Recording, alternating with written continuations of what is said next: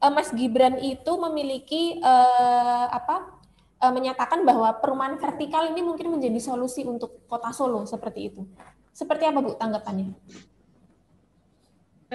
Kalau kita Ray adalah selalu mendukung bersinergi dengan pemerintah, terutama visi misi saya adalah bersinergi dengan pemerintah Solo Raya. Khususnya Solo kan termasuk di antara Solo Raya itu memang keterbatasan lahan itu tidak mungkin kita membuat perumahan-perumahan langsung. Jadi ya, jadi kita memang vertikal itu jalan satu-satunya. Jadi kalau bisa ya kita sama mendukung karena memang harga lahan di Solo sudah tidak mungkin kita akan membangun situ, dan untuk lahan-lahan untuk yang dipertahankan untuk pangan itu juga sangat sedikit sekali saya melihat di wilayah Solo itu sudah kita jalan-jalan itu wilayah Mojosongo dan lainnya juga sudah termasuk Karanganyar. Kalau Solo saya mendukung sekali itu. Jadi apa yang dicanangkan oleh pemerintah itu kita bisa masuk. Jadi bisa masuk bagaimana mempersiapkan rumah-rumah vertikal itu. Oke. Oh.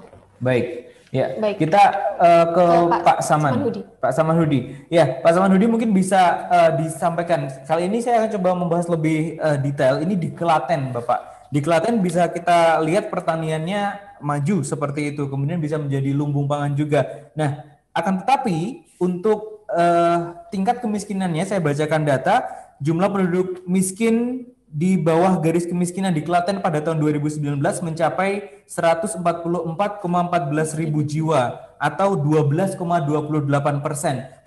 Pertanyaannya Pak Samanhudi, apa yang bisa dilakukan oleh kepala daerah terpilih agar nantinya pertanian bisa digunakan untuk menambal angka kemiskinan tersebut, khususnya di Klaten? Terima kasih Mas Gilang. Sebelum menjawab itu saya komentari dulu tadi pendapat dari Prof. Winnie dan Bu Maharani ya, supaya kami tidak kontra terus nanti sampai akhir nih. Baik, silakan.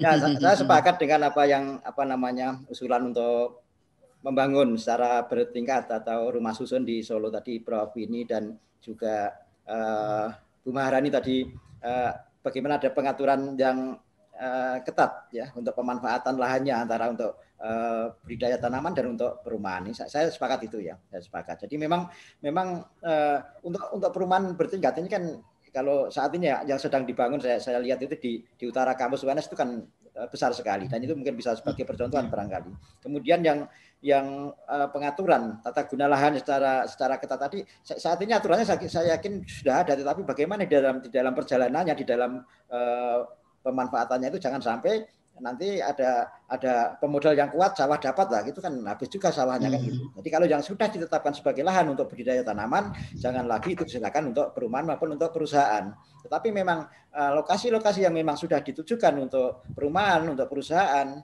pabrik dan sebagainya, ya itu silakan memang digunakan untuk itu. Jadi di dalam pelaksanaan daripada peraturan daerah itu yang tentu harus ketat dan jangan dibelok-belokkan di tengah jalan. Ini mungkin masukan untuk pimpinan daerah yang akan datang. Nah, kemudian contoh pertanyaan di Klaten. Ya. Nah, saya tidak sepakat tadi Mas Gilang menyampaikan bahwa bagaimana supaya pertanian bisa untuk menambal kemiskinan tadi ya. Oh, enggak bisa Mas. Jangan mengecilkan pertanian seperti itu. Hal menambal itu kan hanya sebagian kecil daripada kebutuhan masyarakat ya.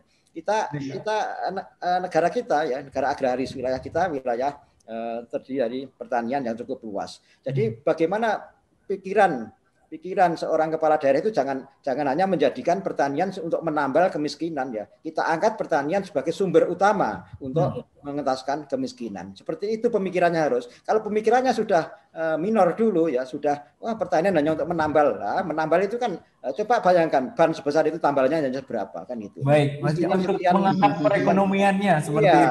Harus pikirannya harus seperti itu, maju ke depan ya. Bahwa pertanian memang penting, perlu diangkat. Jangan hanya sebagai pelengkap penderita ya. Kalau menambal itu kan hanya sebagian pelengkap saja itu. Terima kasih sudah nonton. Jangan lupa like, subscribe, dan share ya.